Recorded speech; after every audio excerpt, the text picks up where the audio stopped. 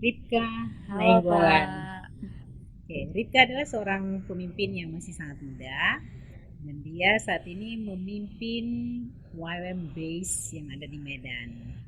Apakah kamu menikmati kehidupan kamu atau menikmati diri kamu sebagai seorang pemimpin muda? Kalau secara menikmati, saya bisa bilang saya menikmati, tetapi banyak proses Kak. Dan saya sangat menikmati proses itu. Hmm. Proses itu yang membuat saya belajar sebagai pemimpin. Hmm. Ternyata ada hal-hal yang saya belum tahu. Hmm. Ada hal-hal ternyata sebagai pemimpin saya perlu belajar dari orang lain juga. Dengan melihat perspektif yang berbeda dari orang lain Kak. Saya menyadari ternyata berbeda background, berbeda pengalaman itu membuat saya belajar bahwa ternyata setiap orang itu punya pendapat karena background mereka, perspektif Hmm. mereka. Kadang-kadang kan kita cenderung untuk pikiran saya, cara berpikir saya yang lebih benar daripada orang lain. Di zaman sekarang ini masih ada orang-orang tertentu yang masih agak-agak alergi dengan pemimpin perempuan. Nah, gimana kamu melihat diri kamu sebagai seorang perempuan, tapi juga sebagai seorang pemimpin? Pasti yang kamu pimpin kan itu ada laki-laki juga ya, anak-anak muda ya. Ya, puji Tuhannya saya dibesarkan dari keluarga pendeta, papa saya gembala kak. Jadi memang dari kami itu remaja, papa banyak mengajari kami untuk jadi seorang pemimpin.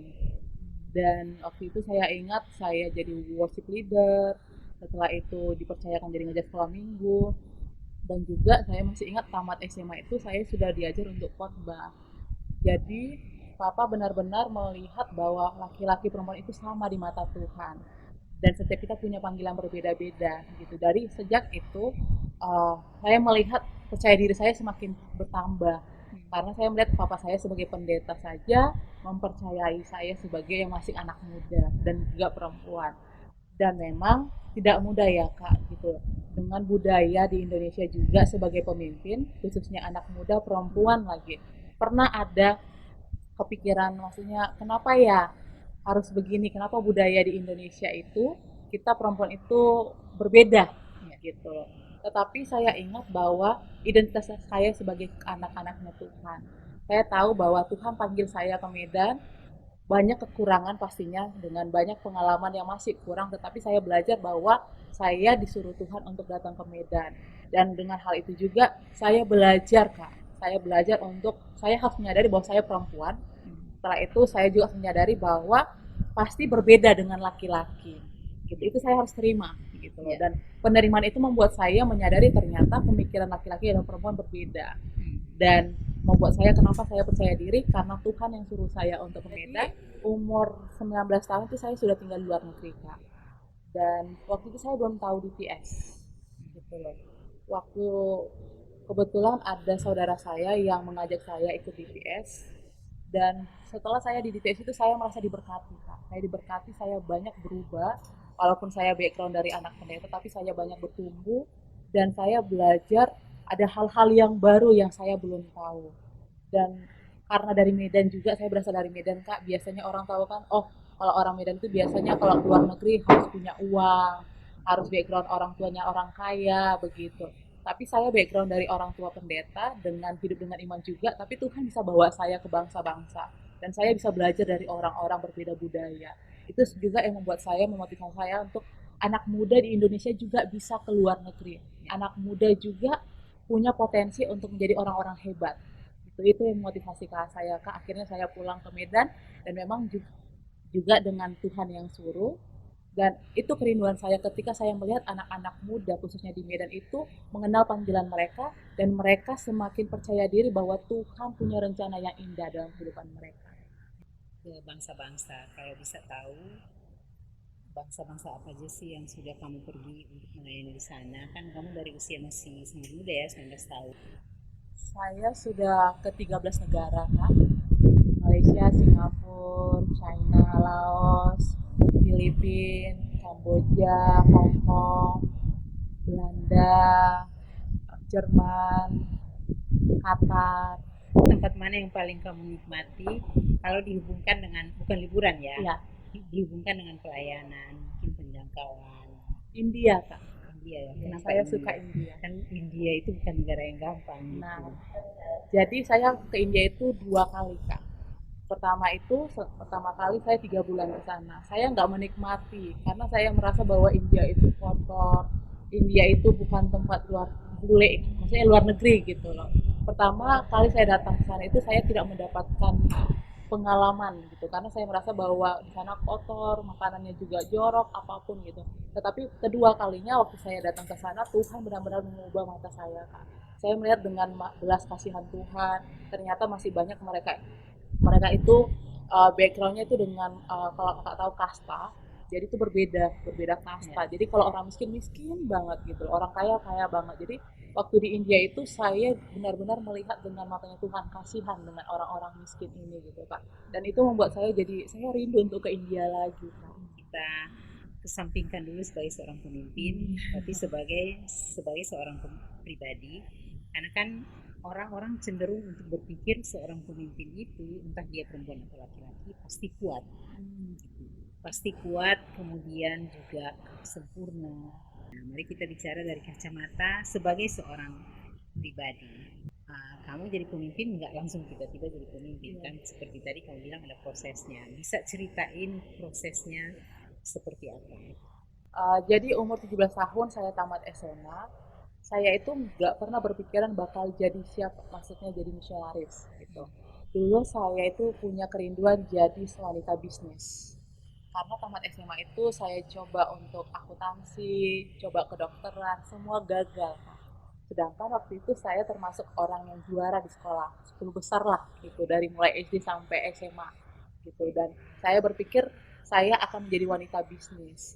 Sampai satu titik Tuhan bicara kepada saya dan Tuhan bilang bahwa Tuhan yang memanggil Ribka. Jadilah seperti mata Raja Wali yang mampu melihat jauh bukan hanya melihat dekat. Waktu itu Tuhan bilang bahwa Matius 28 itu Kak, pergi jadikan semua bangsa. Waktu mimpi itu yang membuat saya akhirnya berkata iya dengan Tuhan. Tuhan saya mau Tuhan utus kemanapun. Dan memang di waktunya Tuhan, Tuhan bawa Kak, tidak mudah tinggal di luar negeri dengan umur yang masih remaja lah bisa dibilang Kak, itu tidak mudah gitu Kak. Karena dari background budaya kita Indonesia dengan budaya di luar negeri itu berbeda sekali. Banyak air mata Kak, banyak air mata, bahkan hidup di YWM ini kan hidup tanpa nggak digaji dan kita harus bergumul dengan uang gitu loh Kak. Bergumul waktu itu saya ingat waktu saya di Australia saya harus bayar staff itu per bulan 4 juta itu tahun 2013 Kak. Dan waktu itu yang mensupport saya pun nggak ada. Dan saya ingat 4 bulan saya nggak bayar staffnya 16 juta. Peraturan Terus di YMPED kalau kita mau staff sekolah itu harus bayar dulu 16 juta. Saya nggak punya uang sama sekali waktu itu. Tapi satu hal yang saya ingat Tuhan yang suruh saya ke YMPED, Tuhan akan sediakan. Dan memang Tuhan sediakan dengan berbagai cara. Saya harus belajar untuk cari dana Kak cuci mobil di sana. Yang saya belum pernah cuci mobil. nah kalau cuci mobil kayak gitu dibayar berapa kamu sekali 5 satu mobil? dolar, 5 dolar gitu, 10 dolar Kak. Jadi saya juga dengan teman saya pernah ngecat rumah orang. Dan saya juga pernah waktu weekend harus jual apa tusuk sate gitu Kak. Jadi yang sekali bayar itu 75 sen. Jadi Tuhan banyak bentuk saya di luar negeri dengan tentang mengandalkan Tuhan Kak. Dan saya jadi belajar bahwa apapun yang saya miliki itu dari Tuhan. Saya masih ingat juga karena saya dulu 1.600 dolar itu 4 bulan nggak bayar staffing. Saya ingat saya pernah sakit. Dan di sana Panadol itu 10 dolar Kak. Saya nggak punya 10 uang. dolar mahal Iya, ya. Kalau di Indonesia berapa ya Panadol? 2.000 gitu ya. 10 dolar Kak. Saya sampai menangis dengan Tuhan. Maksudnya kok begini ya hidup misionaris, hidup mengandalkan Tuhan. Tetapi jadi saya belajar bahwa Tuhan juga mengajari saya. Tuhan bukan hanya Tuhan yang sebagai seorang bapak, tetapi dia juga sebagai mendidik gitu kan. Agar saya tidak jadi orang yang cengeng, manja gitu. Nah, jadi saya belajar dengan hal-hal itu. Oke, jadi salah satunya kan tadi kamu bilang air mata kan. Jadi yang paling banyak kamu mencucurkan air mata itu Kebutuhan-kebutuhan pastinya khususnya kita ya hidup dengan iman Kak. Kebutuhan siapa sih yang nggak mau punya sesuatu yang ya enak betul. gitu ya Kak, punya tas bikin yang bagus, Ya. baju yang ini, begini. Tapi saya ingat saya punya prioritas untuk bayar staff fee. Jadi setiap ada berkat itu saya harus bayar dulu staff fee-nya. Kak. Setelah saya udah nutupin itu baru saya bisa jajan. Oke. Kamu waktu di sana itu kamu sudah bisa bahasa Inggris. Karena kan nggak gampang kan di luar negeri, Iya, khususnya kalau kamu sendiri iya. gitu.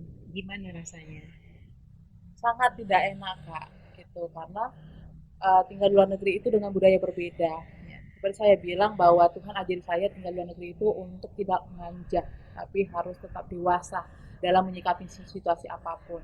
Tinggal di luar negeri itu pastinya ketika ketemu dengan orang Indonesia senang banget ya Kak. Pasti kayak Ya. senang gitu. Bahkan akan ada kumpulan, ayo makan-makan gitu. Ya, Jadi ya. kalau ada kumpulan Indonesia itu waktunya saya makan yang enak gitu. Makan nasi, Ya. bakso itu kesempatan saya gitu Kak. Dan pasti senang banget, tetapi saya juga belajar bahwa saya hidup dengan komunitas yang punya budaya berbeda-beda. Saya tidak bisa bawa budaya Indonesia saya dengan Ya. orang luar negeri. Gimana kamu menyesuaikan diri beradaptasi dengan orang-orang yang berbeda, kebudayaan latar belakang yang berbeda? Saya belajar untuk punya mindset yang terbuka, punya pemikiran bahwa saya tinggal di luar negeri, saya nggak bisa bawa budaya saya, dan saya harus belajar budaya yang saat ini saya tinggali.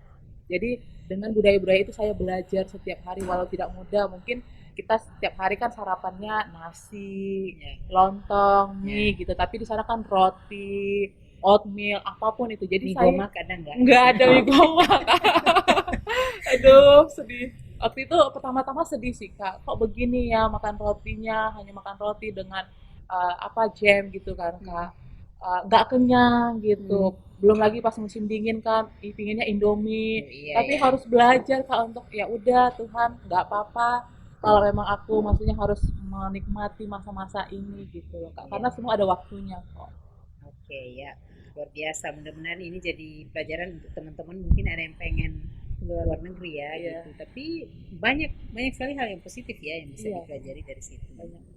Oke, sekarang mari kita bicara tentang, kan kita udah lihat kamu udah melewati masa-masa yang pasti ada masa-masa yang sulit yang sudah kamu lewati sampai di titik ini. Nah, dari semua proses itu sampai Tuhan bawa kamu di titik ini saat ini, titik apa yang paling terendah, the lowest point in your life? Jadi begini Kak, dari tahun 2010 sampai tahun 2016 itu setiap Natal saya nggak pernah rayakan di Medan. Karena biasa kita tahu kalau Natal kan pasti harga tiket mahal. Ya. 2016 akhir Desember Tuhan izinkan untuk pertama kali setelah berapa tahun boleh rayakan Natal dengan keluarga. Ternyata itu adalah Natal pertama kali sebelum Tuhan panggil mama saya. Jadi bayangkan 6 tahun Kak, 6 tahun sekitar 6 tahun nggak pernah rayakan Natal bareng-bareng orang tua. Di Natal yang ketujuh itu pun Natal pertama dan terakhir untuk mama, maksudnya bisa rayain bareng mama gitu loh Kak. Waktu saya balik ke Medan itu saya sudah punya hati untuk Indonesia, untuk Medan. Itu dari kamu lagi di luar negeri di mana? Di Filipina Kak. Di Filipina. Iya. Oke. Jadi waktu itu terakhir saya staf di Filipina. Waktu saya pulang ke Medan dan ternyata mama saya meninggal, jujur itu pukulan terberat. 3 bulan saya nggak mau kemana-mana, nggak melayani. Bahkan ketika orang tanya bagaimana mimpimu untuk WM Medan, saya bilang saya udah nggak kepikiran lagi untuk hal itu gitu. Karena mama itu adalah pembawa syafaat. Tiba-tiba waktu kehilangan mama itu, saya merasa dunia saya runtuh Kak. Mimpi-mimpi saya runtuh karena mama tahu saya punya hati untuk Medan gitu Kak. Dan waktu itu dan yang luar biasanya lagi, saya harus kehilangan supporter saya gitu Kak. Jadi saya pulang ke Medan itu saya hampir untuk meninggalkan kota Medan. Saya hampir untuk pikir bahwa ini bukan, mungkin Medan bukan tempat saya gitu loh Kak. Saya sudah berencana untuk meninggalkan Medan waktu itu karena banyak proses-proses tekanan air mata juga. Tapi puji Tuhannya ada kakak ipar saya yang suruh saya untuk berdoa, tanya Tuhan sekali lagi, dan saya ambil puasa. Waktu saya puasa, Tuhan benar-benar konfirmasi bahwa saya memang harus di Medan. Dan itu yang membuat saya tetap bertahan dan akhirnya merintis WM Medan ini. Tuhan bicara kuat dengan saya bahwa tugas mama saya di bumi sudah selesai. Dan mama saya sudah menyelesaikan tugasnya. Ini waktunya saya untuk melanjutkan tugas saya. gitu loh Kak. Tugas mama saya sudah selesai dan mama saya sudah berikan warisan, yaitu saya diajari untuk mengenal Tuhan. Ini waktunya saya untuk melanjutkan perjalanan hidup saya. Karena iman saya nggak bisa boncengan dengan orang tua saya. Saya Hmm. harus punya iman sendiri, iman yang kuat untuk bergantung dengan Tuhan. Dan saat itu Tuhan bilang bahwa kamu harus melanjutkan perjalananmu. Dan itu menjadi pegangan saya bahwa apapun yang terjadi, saya punya perjalanan yang untuk saya lanjutkan ke depannya. Baik apapun tantangan ke depan, saya punya tanggung jawab dengan Tuhan untuk menyelesaikan perjalanan hidup saya. Apa yang harus kamu kamu lepaskan selain dari yang Tuhan bicara gitu sama kamu? Apa yang harus kamu lepaskan dari kehilangan ini? Gitu. Ini waktunya menyerahkan bahwa saya menyadari bahwa saya memang sudah tidak punya mama lagi dan saya harus menerima itu. Saya menerima bahwa saya tidak punya mama lagi, tetapi saya percaya Tuhan akan kirimkan ibu-ibu rohani yang akan menjadi pengganti mama saya. Saya harus belajar untuk melepaskan itu bahwa saya tidak punya mama lagi. Ya, jadi kata kunci di sini adalah melepaskan. Ya, Jadi releasing gitu. melepaskan, ya. Oke. Nah, kamu tadi bilang kamu percaya kamu akan dapat banyak mama-mama rohani gitu. Dapat nggak setelah Ada itu? beberapa jadi anti tante yang saya percaya untuk saya ngobrol. Oke, itu apakah di Indonesia semuanya atau ada yang di luar? Di luar, Kak. Di luar. Di luar, ya. Oke, jadi komunikasi terus dengan mereka ya. Ya. Mereka ketika saya ada masalah, saya feel free untuk hubungin mereka gitu loh Kak. Dan saya betul-betul merasa bahwa saya nyaman ketika maksudnya mereka terbuka dan mereka menasihati saya Kak. Jadi sejak tahun 2018 merintis Medan itu, setiap tahun itu ada perubahan yang saya rasakan. Kehilangan mama, papa saya menikah lagi, terus ada tantangan di Wai Medan dengan para staff dan juga papa meninggal. Itu 5 tahun sekarang saya di Medan itu, jadi 4 tahun setengah itu tiap tahun ada perubahan gitu loh Kak. Ini sekarang juga maksudnya ada masalah dengan keluarga. Jadi rasa pertama, kok gini ya Tuhan gitu, tiap tahun ada aja kayak guncangan gitu loh, kok tiap tahun itu ada aja membuat kayak gimana gitu loh Kak. Tapi itu membuat saya semakin kuat di dalam Tuhan, karena saya sadar bahwa saya udah nggak punya orang tua lagi, tapi yang saya tahu saya punya Tuhan ya. Karena Tuhan bilang kan, walaupun papa mama meninggalkanmu, tapi aku tidak akan pernah meninggalkanmu. Dan itu bisa saya rasakan sampai sekarang. Ketika saya tidak punya uang, saya hanya bilang, Tuhan saya butuh uang. Tiba-tiba ada aja orang hubungin saya, Ripka, saya mau berkati kamu. Itu tanpa saya bilang gitu loh Kak. Dan sejak tahun lalu kehilangan papa saya itu, jujur Kak, iman saya itu dengan Tuhan, maksudnya hubungan saya semakin kuat gitu. Karena udah gak ada siapa-siapa lagi yang aku andalkan kan Kak. Sekarang kita balik lagi ke kepemimpinan. Di dalam kepemimpinan kamu sudah berapa tahun di Medan? 4,5 tahun. 4,5 tahun gitu. Apakah ada kegagalan? Oh banyak. Bisa ceritakan satu atau beberapa? Iya. Jadi kan Kak, 7 tahun itu saya tinggal di luar. Sudah terbiasa dengan konsep luar negeri ya Kak. Pemikiran-pemikiran luar negeri. Luar biasanya Tuhan kirim staff-staff saya itu dari Indonesia.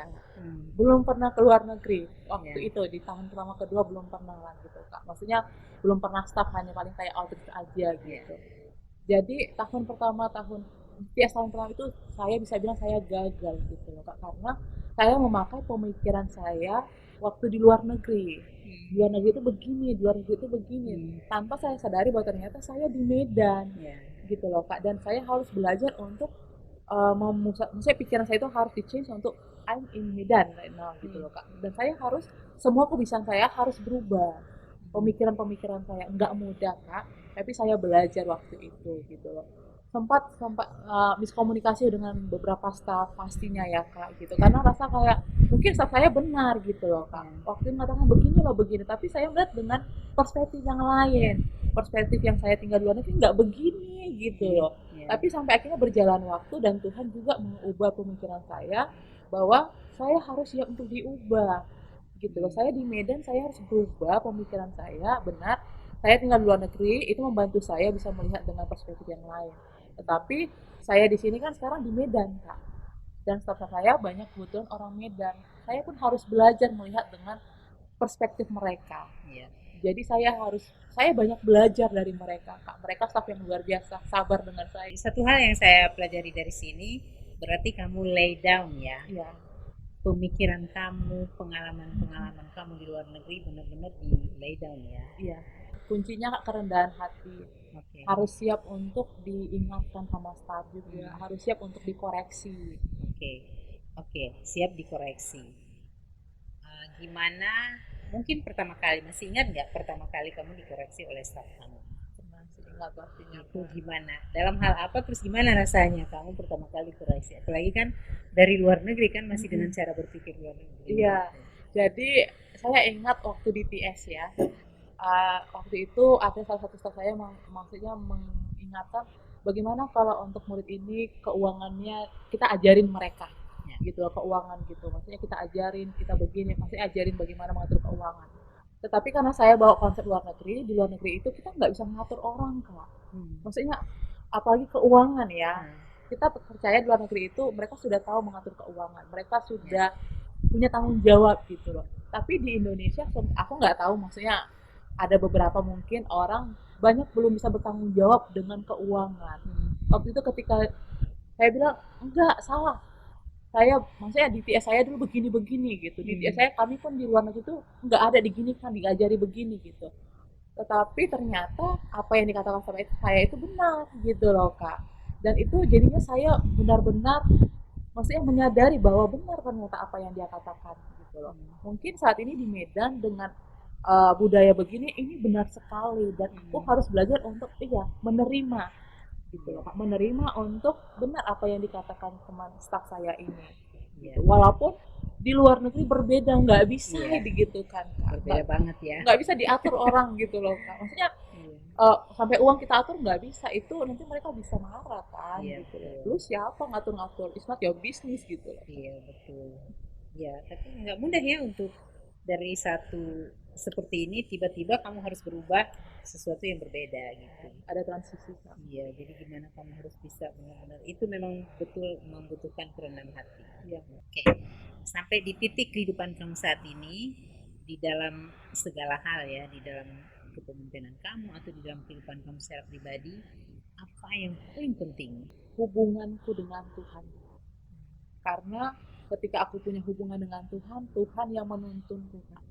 Jadi waktu itu saya ingat, saya kan di TS Thailand, dan Tuhan kasih visi untuk merintis Wail Medan waktu itu.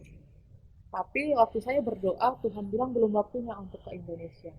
Jadi saya pergi ke beberapa negara, staff dengan beberapa base gitu, Kak. Orang bilang, ah nggak percaya gitu, Kak. Buktinya kok kamu makin jauh gitu loh. Sedangkan hatimu di Medan, kamu makin pergi ke sini makin jauh. Ah nggak betul gitu. Banyak orang nggak percaya waktu itu. Tapi aku bangun hubungan dengan Tuhan, Kak, dan aku belajar untuk mendengar suara Tuhan. Apalagi di YM kan kita belajar ya, Kak. Jadi kemanapun aku pergi, aku belajar untuk tanya Tuhan dulu, Tuhan, apakah udah waktuku untuk pulang ke Indonesia? Atau apakah aku perlu kesini, Tuhan? Apakah aku ke sana gitu? Dan aku belajar untuk apapun yang aku lakukan, aku harus tanya Tuhan, Kak. Karena itu fondasi peganganku untuk apapun yang aku lakukan. Mungkin aku pernah buat kesalahan, gitu, Kak. Tapi aku semakin belajar bahwa ketika bersama dengan Tuhan, Tuhan akan menuntun ke tempat yang tepat di waktu yang tepat, bertemu dengan orang-orang yang tepat. What is your dream? Saya ingin melihat banyak anak-anak muda jadi pemimpin. Kalau Tuhan izinkan saya jadi pemimpin di waktu saya muda, saya percaya banyak anak-anak muda di luar sana yang sedang Tuhan persiapkan menjadi orang-orang hebat. Tuhan saja mempersiapkan Yusuf waktu dia muda, Daud waktu dia muda, Samuel dari dia muda. Ternyata anak-anak muda Tuhan sedang persiapkan menjadi orang-orang hebat. Dan mimpi saya sedang melihat orang-orang muda di Indonesia jadi pemimpin. Oke, luar biasa. Memang Tuhan menyiapkan para pemimpin yang hebat-hebat itu ketika mereka masih sangat muda. Nah, aku percaya ini yang terakhir.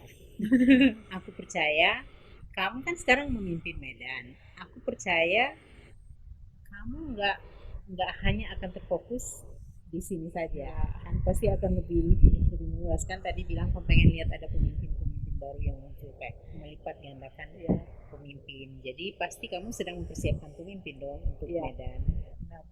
Ya, terus Sudah ada. sudah ada gambaran belum setelah dari Medan mau kemana? Belum ya? Sudah ada, tapi sedang didoakan. Oke, ke bangsa-bangsa orang Indonesia. Orang Indonesia, ayo pergi ke Yes, bangsa-bangsa, membawa benar Kak. pengaruh bagi bangsa-bangsa. Jadi bukan cuma orang-orang yang dari luar Iya, untuk datang berkati bangsa Indonesia, tapi ini saatnya ya orang Indonesia untuk pergi menjadi berkat. Oke, ini paling terakhir, terakhir pengen pesan apa untuk anak-anak muda yang mungkin seusia kamu atau di bawah kamu yang memang mereka rasa mereka ada panggilan untuk jadi pemimpin. Mungkin ada yang masih ragu-ragu atau ada yang masih sedang pesan mendoakan. untuk teman-teman yang ada di luar sana, jangan pernah anggap dirimu muda atau tidak bisa karena Tuhan sedang berikan motivasi atau potensi yang besar untuk dirimu. Satu hal yang saya mau ingat bahwa saya sangat berdoa untuk banyak anak-anak muda di Indonesia menjadi berkat sampai kepada bangsa-bangsa. Kalau saat ini teman-teman masih bingung berdoa atau masih nggak tahu apa yang ingin mau dilakukan, coba toh doa tanya Tuhan. Dan saya harapkan ada mentor atau kakak rohani yang bisa kalian ajak ngobrol, minta didoakan. Dan percayalah, waktu itu kakak rohani atau mentor akan membimbing kalian untuk menggenapi rencana Tuhan. Buat anak-anak muda di luar sana, jangan takut bermimpi besar. Percayalah, Tuhan punya Amin. rencana besar untuk kalian. Kalau Tuhan saja izinkan saya untuk tinggal di luar negeri, bisa mulai di luar negeri, kamu juga Tuhan akan pakai sampai ke bangsa-bangsa. Tuhan berkati. Amin. Thank you, Rit. Terima kasih banyak kita. Ya Kak. Cheers. Cheers. Terima kasih Kak Conley. Thank you.